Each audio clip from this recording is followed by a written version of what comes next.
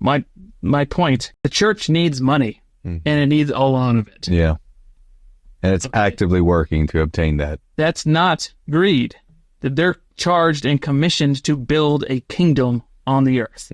And kingdoms require wealth. Yeah. Right? Because first, the church has to operate independently of all other institutions. The church can't be borrowing money and be working in debt or receiving, depending on government subsidies and then being controlled and coerced by government policies.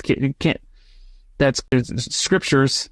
The Doctrine and Covenants clearly states the church must be independent and operate independently. So it has to have financial infrastructure for that, and not just for day to day, but for long term, worst case scenarios. And we have to understand that the church is building the kingdom of God. We're building the inheritance of the kingdom of God that will be given to the exalted and to the righteous in the millennium. Right? Well, we inheritors of all that God has. Well, what does that mean? The kingdom of God is what the church is building. So the more resources that the church has and pools, that's the inheritance it's building for the faithful. Yeah, and those who will inherit the earth and the resurrection. And those willing to play the long game, you want the church to continue to accumulate. It will only benefit you. Yeah.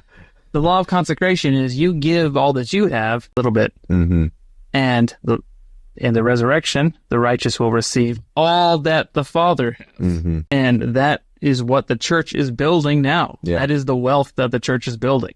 The ultimate goal of the church is to be able to dish that out unto the righteous. That's the long game.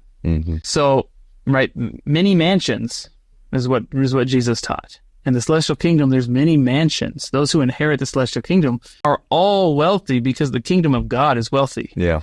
And all of those that inherit that kingdom have equal access to those coffers, to those resources that the kingdom of God or the church has stockpiled. So those many mansions have to be available, along with infrastructure or industry to support their surrounding economies. I don't know how else to say it, but anyone who is critical of the church's success, they just simply do not understand the doctrine and the mission of the church at all. They don't understand what they've been commissioned to do. And in fact, we want the church to get more.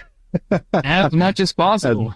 We want to take all the money out of the corrupt world and put it into the kingdom of God. That's right. Where it will be used wisely and it will be saved for righteous purposes. And eventually, when all is said and done, it will be distributed to the righteous among the world.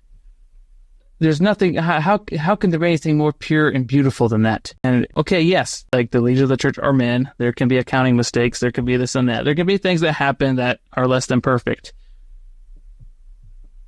How could it not be the case? Yeah. Right? They're men. They're legal administrators, but they're men. But when you understand the mission and the charge of the church and that the church is not just a charitable organization, but it is the kingdom of God and the infrastructure of Zion and the millennial reign in the celestial kingdom, how could it be any other way than that the church has to accumulate wealth and resources and land and has to be prepared to build many mansions, right? Quite literally, if you look at temples that are being built, they're literally building many mansions unto the Lord, quite literally.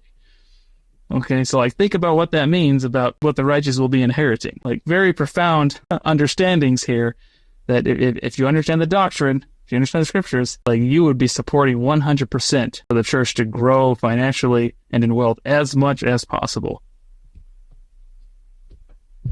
That's all. What else is there? It's that simple. It's pure, it's plain, and it's precious. It's beautiful.